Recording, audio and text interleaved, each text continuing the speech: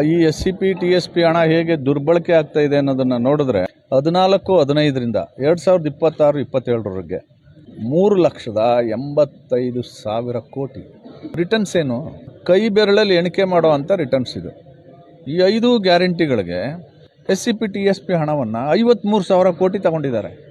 ಇಷ್ಟೊಂದು ದೊಡ್ಡ ಪ್ರಮಾಣದ ಹಣ ಎಲ್ಲೋಗ್ತಾ ಇದೆ, ಯಾರ ಕೈಗೆ ಸಿಗ್ತಾ ಇದೆ, ಏನಾಗ್ತಾ ಇದೆ ಅಂತ ಗೊತ್ತಿಲ್ಲ. ಒಂದಷ್ಟು ಸಂಶೋಧನೆ ಮಾಡಿದಾಗ ಗೊತ್ತಾಗಿದ್ದೇನೆಂದರೆ 39 ಇಲಾಖೆಗಳಿಗೆ ಈ ಹಣವನ್ನು ಹರಿದು ಹಂಚ್ತಾರೆ. ಒಂದಷ್ಟು ಬೆನಿಫಿಷಿಯರೀಸ್ನ ಸೆಲೆಕ್ಟ್ ಮಾಡ್ತಾ ಇದ್ದಾರೆ. ಎಲ್ಲ ಇಲಾಖೆಗಳಲ್ಲೂ ಬೆನಿಫಿಷಿಯರಿ ಫಲಾನುಭವಿಗಳೇನೆ. ನಾವು ಫಲಾನುಭವಿಗಳ ಅಂತ ದಲಿತರು. ಈ ವರ್ಷದ 44,000 ಕೋಟಿ ಬಡ್ಜೆಟ್ ಇದೆಯಲ್ಲ, ಇದು ಪ್ರತಿ ವರ್ಷ ಇರ್ತದೆ.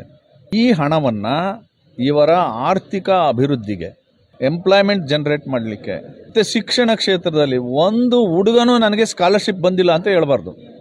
Social welfare department hostel bills ಇದೆಯಲ್ಲ, ಹಾಸ್ಟೆಲ್ಗೆ ಫುಡ್ ಮೆಟೀರಿಯಲ್ಸ್ ಸಪ್ಲೈ ಮಾಡ್ತಾರಲ್ಲ, ಬಿಲ್ಸು 3 ವರ್ಷದಿಂದ ಬಿಲ್ ಪೇ ಮಾಡಿಲ್ಲ.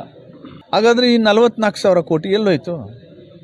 ಎಲ್ಲ ಪ್ರಶ್ನೆಗಳಿಗೆ ಉತ್ತರವನ್ನು ಲೆಜಿಸ್ಲೇಚರು ಕಂಡುಕೊಳ್ಳಿಲ್ಲ, ಎಕ್ಸಿಕ್ಯೂಟಿವು ಕಂಡುಕೊಂಡಿಲ್ಲ, ಪೊಲಿಟಿಕಲ್ ಎಕ್ಸಿಕ್ಯೂಟಿವ್ ಕ್ಯಾಬಿನೆಟ್ ಇದೆಯಲ್ಲ ಇದು ಕಂಡುಕೊಂಡಿಲ್ಲ.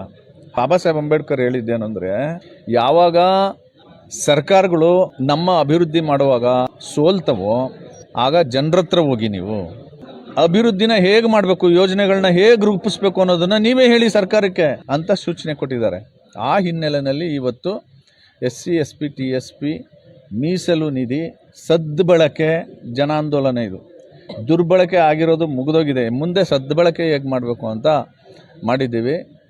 ಒಬ್ಬೊಬ್ಬರೂ 100 ಜನರನ್ನ ಸಂಘಟನೆ ಮಾಡೋ ಸಾಮರ್ಥ್ಯ ಇರೋರು ಇವತ್ತು ಬಂದಿದೆ. ಇದು ಪ್ರಾರಂಭ, ಇದು ಮುಂದುವರಿಯುತ್ತೆ.